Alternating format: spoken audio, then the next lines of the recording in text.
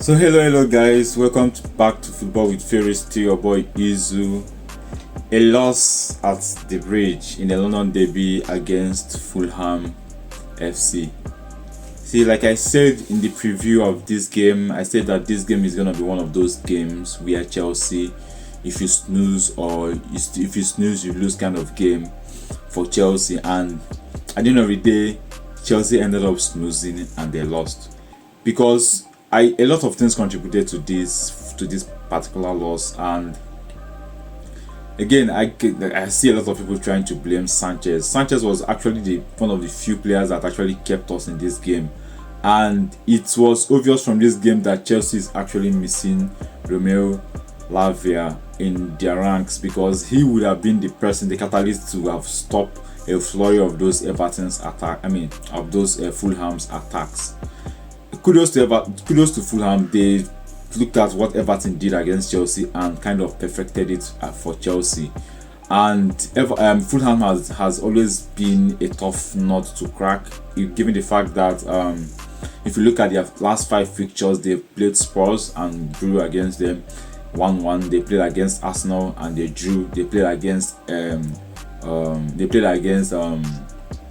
Liverpool and they drew. Like, they played Arsenal and Liverpool back to back and drew both of them. And Liverpool were lucky, or was the Arsenal that were lucky to escape that game, because Fulham scored an offside goal in the 9th minute of the game. So you see, Fulham is not one of those teams that you can play against and just snooze. And Enzo Maresca ended up snoozing today. This game, if you ask me to put the blame on someone, this is actually on Enzo Maresca, not. It's fully on Enzo Maresca. But then I also talk about talk about Nicholas Jackson again, because this game was one of those games where you have to take as any chance that you get, you have to take them. You can't snooze. Like I say, you can't snooze into this kind of game. And Jackson was able to get a few half chances that he didn't take. Like, I saw one of them that he got almost a 1v1 but on the left side, and he tried to still use his right foot to kick it up and ended up, I don't even know what he did there. It was just funny to watch. Then he was getting a few chances, and I expected I expected that the minute he was able to, the 2 centre backs of Fulham got the yellow card, that he would start attacking them more. But then he was sagging back off of them. Like, why? These guys are on yellow card already. Attack them. If they foul you, it's going to be a red. So it's just one of those things that you still look and you understand that Nicholas Jackson is still developing, and I expect Chelsea to look at this and begin to question themselves if they will actually have to go into the market.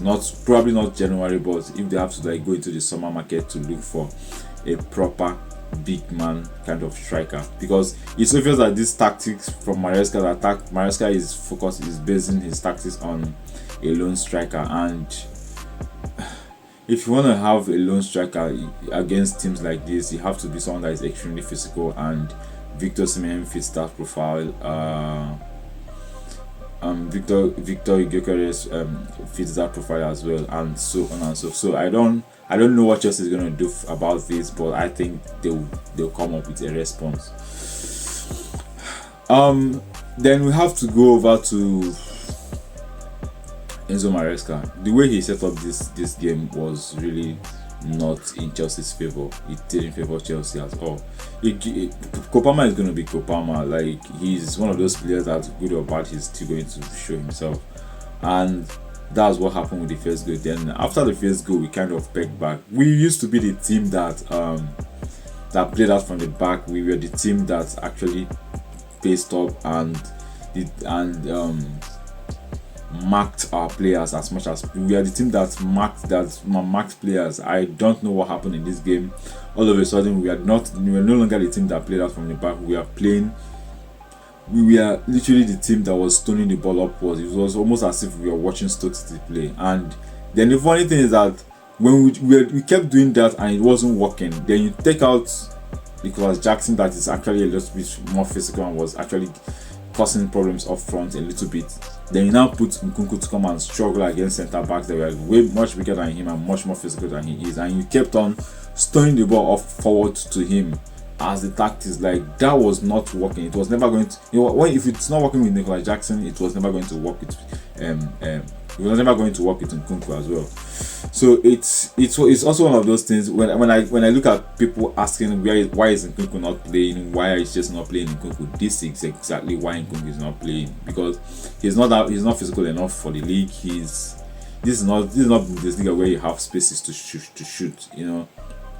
EPA does not give you that kind of chance. Like, if you look at the kind of goals that Jackson have scored, Jackson have had to fight defenders to actually get the scraps of goals that he scored. So it's a lone nine. Nkunku has never played as a lone nine. It's not going to work. It didn't work for him when he was at PSG, and Leipzig played him up front as a two, as a double striker, not just one. So if we are looking at playing Nkunku as a lone nine, which is what Chelsea usually does with Nicolas Jackson, it's never going to work, and this is why Nkunku doesn't play.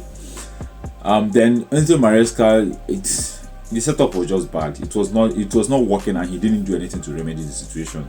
We had players looking really, really tired. Our players were looking extremely tired on the pitch.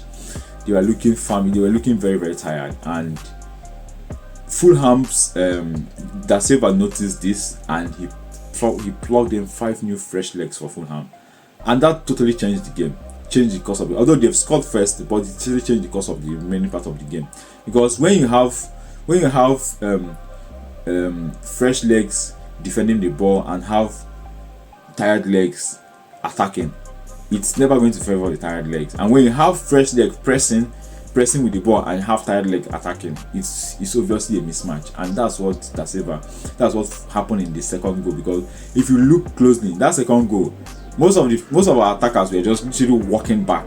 This is not the normal thing that Chelsea are the team that attacked with everybody and defended with everybody, but this is not what happened. Especially for that second goal, you could see that the players were so tired that they were just walking back, and we had 4 subs and we did not use any of them. You could have brought in João Felix into this game. You could have brought in Maresca into this game to actually help. You could have brought in any defense, like you could have brought in a flurry of new defenders to actually like pace the game. You could have brought in Vega. You could have brought in even Disservice to help curb the flurry of attacks, pace the game, even if it's to stop attacks and get yellow cards. It would have helped this game. But then you sat all those 4 players on the bench and didn't use any sub. Instead, you went and subbed only one person, Jackson. Like, it was the entire thing was just not making sense. It didn't make sense at all. And just that's one of the things that's another thing that happened in the last game.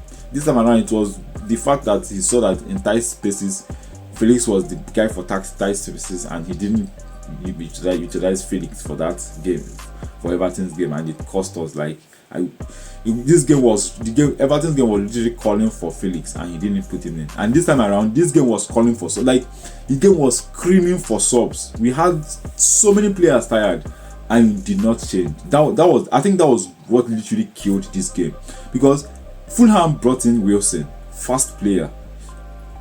Then they brought in Muniz, another fast and very deadly striker, and then we didn't bring in anybody to even counter that.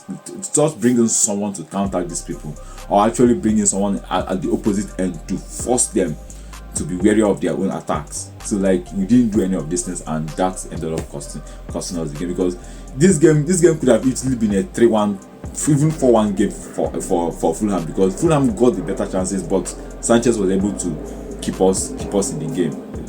It's just one of those games that happen, and I pray that hopefully he learns from these mistakes, because if he does this, if he keeps on at the pace we're going, if you keep on going at this pace, a lot more teams are going to look at this and set up against us like this. So we have to find a solution to this particular setup that teams are beginning to adopt like this, because Everton did the same thing, Fulham have done the same thing. We have to find something to counteract this stuff, or else this is going to be the result that we'll keep getting every week.